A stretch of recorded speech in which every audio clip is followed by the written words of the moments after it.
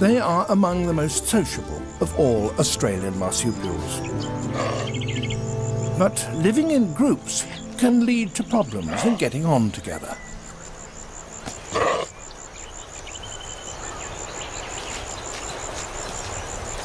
Welcome back to my banter, you lovely ladies and gentlemen. Do you know what? As I thought it would be, the fact that Newcastle beat Brentford just makes this trip a little bit more enjoyable. Don't know my arse from my elbow. Slept until about 11, 12 o'clock the day after the Brentford match. So the matches are about to come thick and fast. The Aussie mags are going to be travelling in left, right and centre. I've got no doubts about it. And the Aussie Cockneys from Tottenham. But I've got a little bit of time to go and do some exploring of this lovely place behind me. Let's see what Melbourne's got to offer on my first ever. I'm losing my Australian virginity on this video, so I'm going to float about, try and tick off a couple of things, get some scran. I've had a shit, a shower and a shave. I'm feeling a bit more lively. I've had to put layers on because unfortunately it's nicer in England than what it is in Australia right now. Some holiday this is. But let's see what this place is all about before the whole trip ends up being about football, football, football and Eddie Howe's Aussie mags. So without further ado, let's go exploring, mate.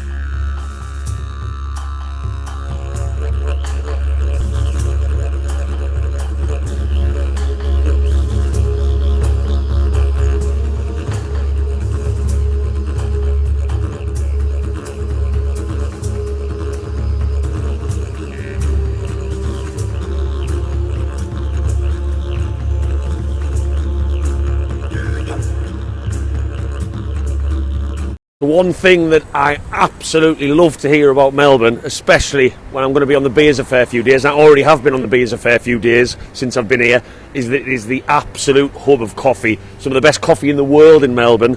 So I'm going to go to a couple of places that I've just been recommended from some random bloke who I was chewing his lug off over a breakfast muffin to try and get one of the best cups of coffee, because let's face it, the UK does not do coffee very well. Like, I love a Costa, don't get me wrong, I even like a little Greg's cappuccino with a bacon butty, but I'm hearing really good things, and my God, do I need a bit of caffeine to start my day. So I'm going to go and find somewhere and really, I'm not going to claim to be a connoisseur, but I'll certainly give my honest opinions on a cup of Melbourne coffee. Don't know why I've just done a posh voice there. So everything I'm reading about Melbourne so far online is proven to be right. So I've heard it's one of the biggest places for getting 4 seasons in one day. It was absolutely lashing down this morning. I've put a hoodie on and jeans, got rid of the shorts. I'm now sat in a Saturday coffee shop, absolutely roasting. I'm not complaining, but this hoodie might have to come off. Might have to get the pins out pretty soon as well. Quick change in the toilet's recommended. But yes, I've heard the weather can change all the time, and so it is proven. I tell you what though, if I can go back with a tiny bit of a tan to the UK, I will take that all day. Woohoo! Right, so I've ordered myself something called a Magic, and I only know about this because I did a bit of digging. So a Magic is a drink in Melbourne, and if you ask for it any other part of Australia, you get looked at funny, and apparently not everyone in Melbourne actually knows it exists. So it's a double shot of ristretto, which is a stronger espresso, and 3/4 latte. So basically, absolute rocket fuel. It's probably going to have me dancing up and down the waterfront in the next 15 minutes. That is very nice. That's strong. I am going to be absolutely bouncing off the ceiling. But yeah, a Magic just proves if you just do a little bit of homework, it pays off. Because I feel like I'm one of the in the nose drinking this, and they must have been surprised hearing an Englishman ask for one of these. But yeah, it's rocket fuel. Rocket fuel.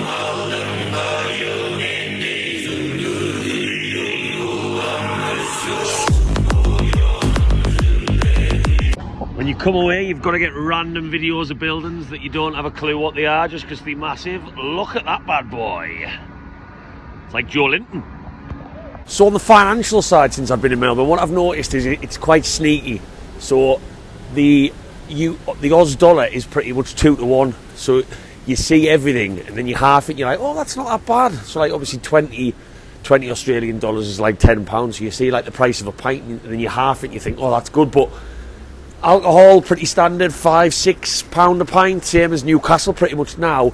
Food, on the other hand, I've been to a lot of restaurants where I've sat down just wanting like a bit of a snack, and like, you know, like a standard burger without even chips has been like 23, 24, 25. That might just be because I've been going to the wrong areas, but generally speaking what I'm finding is food is pretty pricey. So that's lovely, because I do still like to eat like a pig. But I found a couple of places, Mexican place a couple of nights, open till 4 in the morning, has been pretty handy. That was only about 7-8 quid for a massive bowl. You've got to play it smart when you come on these trips. I'm not going to be eating steaks and fine dining every single night. But yeah, I'm just about to approach a market, the Queen Vic Market I think it's called, which is on the top list of things to do and see.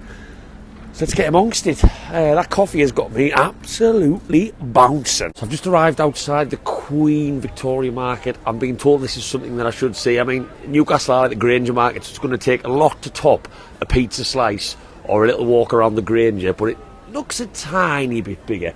But yeah, looks alright. Might see what's going on in here. I'm just trying to tick things off one by one. Found the Snide Football Top shop, and there is absolutely no Newcastle tops in sight, so I already don't like this place. And to be honest, no disrespect to any Australians watching, I know this is one of the top listed places to visit. I don't know whether I'm not in the best part.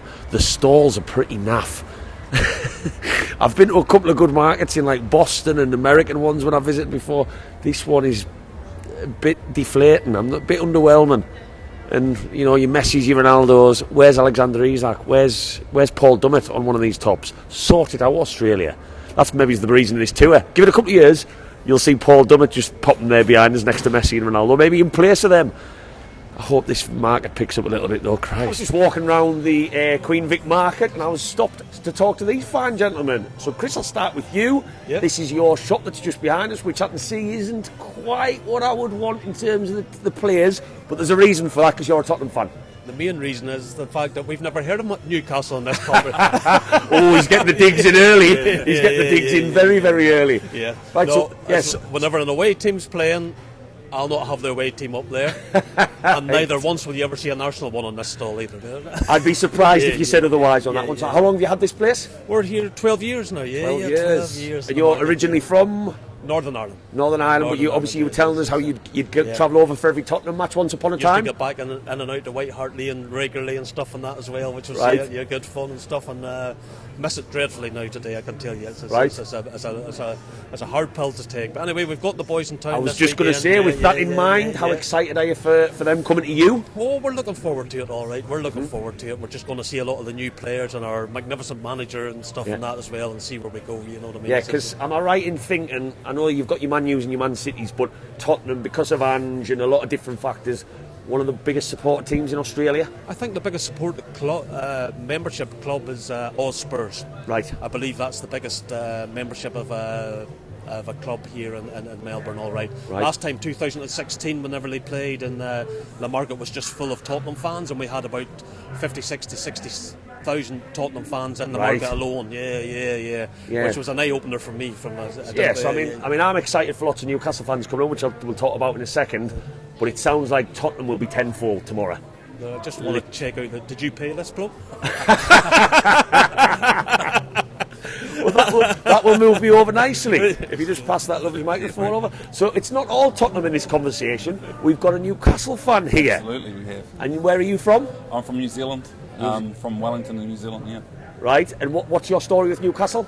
My parents are Geordies, and they've immigrated to New Zealand about 60 years ago. Right. So I'm lucky enough to support Newcastle and have done since I was very young. Right. So when I was 13, I went to Newcastle with my old man, and I was lucky enough last year to go back there with my old man. So and it was a good match you went back for, wasn't it? The Villa game, so it was outstanding. Yeah, no. Brilliant. The atmosphere was amazing, all the flags was amazing. Yeah. Yeah, so I'm really looking forward to the game on Wednesday. And you've just landed and I think you saw Mr. Shoulder out here at the airport. You're lucky enough to get a photo with him.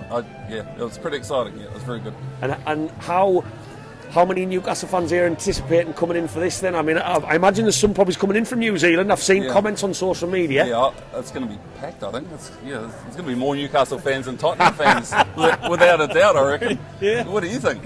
You're the first one I've seen back. There's two supporters here, right? Moving on, Steve.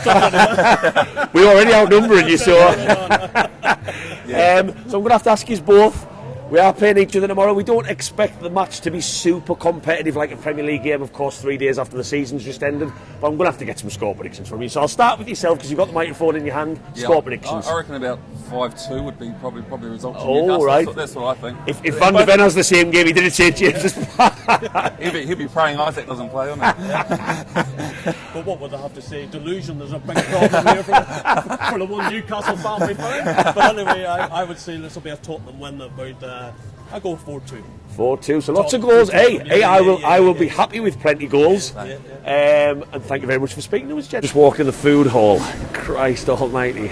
It smells like my pants after 3 days of travelling when I hadn't showered. Oh, it's knocking me sick. Some massive fat steaks, so absolutely size of my head. It is very, very nice. I mean, it's just got Melbourne for me so far. It's just got that feeling of New York a little bit. You know, it's bank centre. This is the business district. Beautiful buildings everywhere. It is. It's nice. It's nice. I'm worried about you driving. Right, I'm back with these two. We driving. Cody's taking us for a proper Australian barbecue. But first things first, we are currently Kangaroo spot now, aren't we? Yeah, 100%. Apparently they are absolutely everywhere around here. We've just drove past a couple. I'm trying to see one a little bit closer, so we are literally on the hunt, like true tourists in Australia, for kangaroos. There we go. All eyes on the kangaroos. We are keeping our eyes peeled. We've already seen a couple. I want to get a selfie or one. It's near where you're getting near one for a selfie, like. If you wear that Australia hat that you've just bought, it'll run a mile. I'm going to give it my hat. Should have bought that kangaroo skin. For some, this would be a step into the unknown. But for Colin, this is not his first time kangaroo spotting. As we step into the outback, Mr. Elric ponders his next move. Do you ever worry about yourself? Do you seriously ever fucking worry about yourself? Sometimes Colin is known for chatting shite. But as we step further into the jungle... Fucking once again, pot kettle bastard plan. I've got to be really, really quiet. He's staring at me. I'm going to try and get as close as I possibly can. Oh, there's one already scarpered. This one's not scared. Getting close to this one. 2 of them. That one's gone. This one has no fear. I'm worried it's going to punch us in the face. Oh.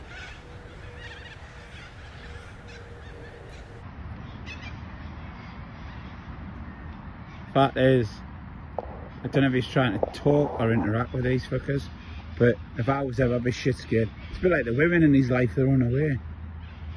Look, he's trying to pull women in Australia, they've done the same thing. Look, he's trying to pull a kangaroo. Yeah. Yeah, kangaroos have had enough. Yeah.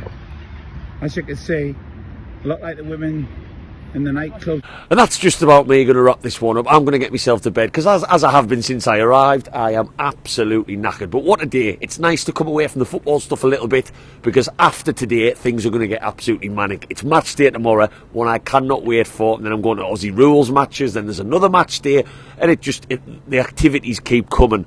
The messages are starting to come in from the Aussie mags who are landing now from Brisbane, from Queensland, from Sydney. And they've messaged Black and White Banters, my Facebook page, YouTube, everything, asking to meet up for beers. I think they've seen a couple of my posts. I cannot reiterate enough, the reason I love doing these trips is not for the football match itself, because that'll be pretty tame. It's to get stories and get connections with fans who all have a different reasons for support this club, but we all have that mutual interest. I've had some great coffee today. It is fantastic here. Went kangaroo chasing, which didn't go great. I am going to get that selfie with a kangaroo. I want a kangaroo in a bucket hat with my flag before this trip's out, so I'm going to keep chasing them. Maybe a koala bear as well. I've just tapped it off, rounded off the day with Cody, who's looking after me, and Colin, who invited us into his family home for a proper Australian barbecue. And can I just say, Cody, if you're watching this, that steak was one of the best I've ever had. I didn't video any of that because, you know, there's there's nicer moments. I'm not going to get my camera out in someone's family home, and I just wanted to enjoy it. And that's just rounded off an absolutely cracking day. But I do need to get myself to bed, because we are renting a boat tomorrow morning with a couple of beers down the Melbourne River before we go and meet the fans in the pubs. So tomorrow promises to be a very, very good match day. So if you've liked this one, Newcastle fans, I'm trying to take you with me as much as possible. The editing on these trips is probably why I'm losing sleep. So please whack that little like you do, whack that subscribe. I've started dropping a Ko-fi link in the comments. If anyone ever wants to make a donation and buy a pint or a coffee, feel free to do so. I'll put that one in there, and stick around, because my God, this trip is about to get fun from tomorrow onwards. Away, Eddie Howe's Kangaroo chasing Mags. I'll see you on the next one. Well, it's...